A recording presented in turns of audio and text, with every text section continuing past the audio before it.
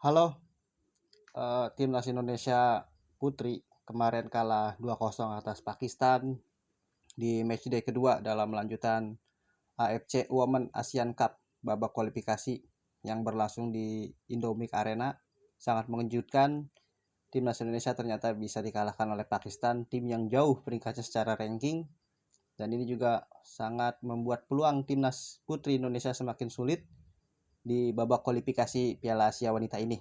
Karena dalam pertandingan lain di grup yang sama, Cina Taipei menang atas Kyrgyzstan dengan skor 3-0. Dan untuk klasmen sementara setelah matchday kedua, peringkat pertama ada Cina Taipei dengan 6 poin plus selisih golnya plus 11. Di peringkat kedua ada Pakistan dengan 3 poin selisih minus 6 gol. Di peringkat ketiga ada Indonesia dengan 3 poin selisih minus gol 1. Dan di peringkat keempat ada Kyrgyzstan dengan selisih minus gol minus 4 ya. Jadi untuk Indonesia masih punya peluang, hitung-hitungannya masih ada lolos untuk ke putaran final Piala Asia Wanita AFC Women Asian Cup. Tentunya hitung-hitungan ini harus sesuai rekayasa dan saya akan mencoba merekayasa peluang atau hitung-hitungan timnas putri Indonesia untuk lolos ke babak putaran final, karena di dalam babak kualifikasi ini yang dihitung lolos adalah peringkat pertama dan baru ada satu tim yang lolos, yaitu Bangladesh di grup C. Kalau tidak salah Bangladesh sudah lolos, dan Indonesia di grup D bersama dengan Cina Taipei, Pakistan dan juga Kyrgyzstan, di mana hitung-hitungannya saya mencoba merekayasa seperti ini. Di pertandingan terakhir Indonesia akan menghadapi Cina Taipei, dan di pertandingan lainnya akan ada pertandingan Pakistan melawan Kyrgyzstan. Oke. Kalau pertandingan terakhir Indonesia menang atas Cina Taipei, contoh 1-0, lalu pertandingan sebelahnya Pakistan menang atas Kyrgyzstan, maka tiga negara memiliki poin yang sama. Cina Taipei memiliki poin 6, Indonesia memiliki poin 6, dan Pakistan memiliki poin 6. Ketika dihitung, maka head to head-nya saling mengalahkan, dan untuk menentukan posisi yang paling atas adalah selisih gol ya. Jadi head to head terlebih dahulu baru selisih gol dihitung. Indonesia mengalahkan Cina Taipei mengalahkan Pakistan, dan Pakistan mengalahkan Indonesia. Artinya dari ketiga negara tersebut dengan poin yang sama 6 itu saling mengalahkan secara head to head, maka yang akan dihitung adalah selisih gol ya. Makanya Indonesia sangat perlu menang banyak kalau Pakistan yang menang lawan Kyrgyzstan. Kalau Pakistan menang lawan Kyrgyzstan, maka Indonesia perlu gol yang banyak dan menang atas Cina Taipei. Tetapi jika rekayasa yang kedua seperti ini, Pakistan misalnya Pakistan tidak menang atas Kyrgyzstan, contoh Pakistan seri atau Pakistan kalah, maka Indonesia cukup perlu menang 1-0. Indonesia cukup menang 1-0 saja, maka Indonesia akan berada di peringkat pertama dengan poin 6 sama dengan Cina Taipei, tetapi secara head to head Indonesia lebih baik atau unggul atas Cina Taipei. Kalau di pertandingan sebelahnya itu adalah Pakistan tidak menang atau seri ataupun kalah ya. Intinya Pakistan nggak menang. Indonesia cukup dengan menang selisih 1 gol saja cukup. Itu Indonesia akan lolos, akan berada di peringkat pertama dan memastikan lolos. Tetapi kalau Pakistan menang atas Kyrgyzstan, maka Indonesia perlu menang banyak atas Cina Taipei. Masalahnya begini, melawan Cina Taipei ini adalah tim yang sangat kuat, yang sangat solid.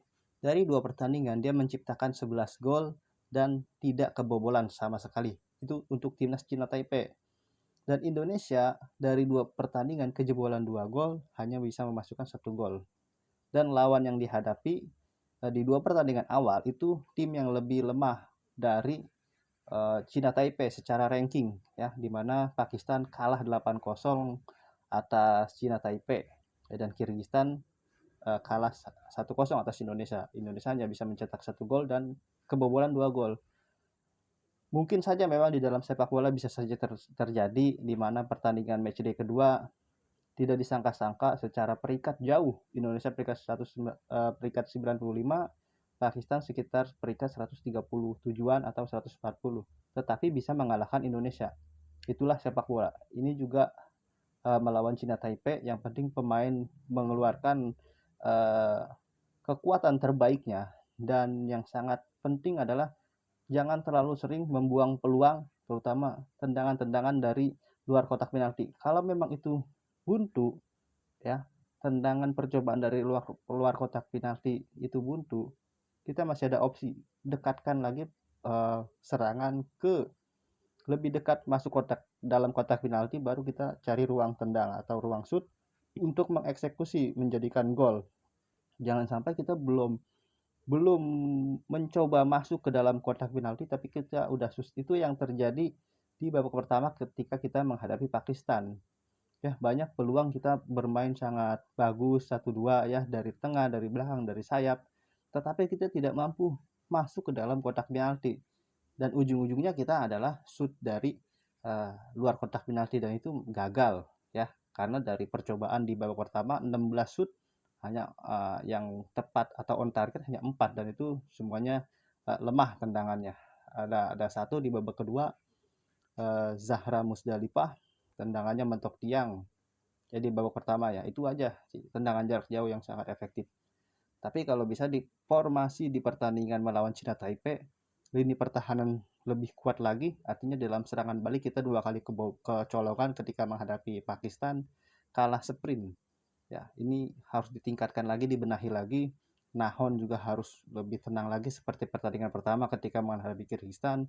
Safi Raika juga reading the game-nya sangat baik, dan di tengah ini eh, Felicia harus ditemani dengan pemain yang gelandang pengangkut air ya. Terus di sisi kanan kiri juga harus seimbang, ada Seva Imut dan juga Claudia Schoenemann mungkin bisa ditaruh sebagai cadangan, atau Zahra Musdalifah sebagai cadangan, agar di babak kedua nanti stamina kita lebih bagus, karena Zahra Musdalifah ini staminanya cukup bagus, sangat bagus staminanya, bahkan body balance-nya juga beberapa kali kuat karena dia bermain di Cerezo Osaka di ladiesnya.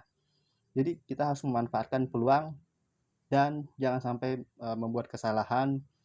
Lagi-lagi ini adalah timnas putri, kita juga susah juga ya, karena putri cara bermainnya berbeda, timnas putri ini cara bermainnya berbeda, tapi secara hitung-hitungan kita masih punya peluang walaupun sangat sulit ya untuk mengalahkan Cina Taipei.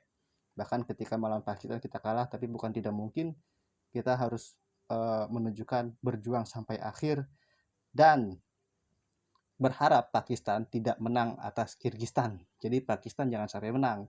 Masalahnya kalau Pakistan menang atas Kyrgyzstan dan Indonesia itu dituntut menang banyak. Tapi kalau misalkan Pakistan tidak menang atas Kyrgyzstan atau pertandingan tersebut seri atau Pakistan kalah, maka kita cukup menang 1-0 atas Cina Taipei.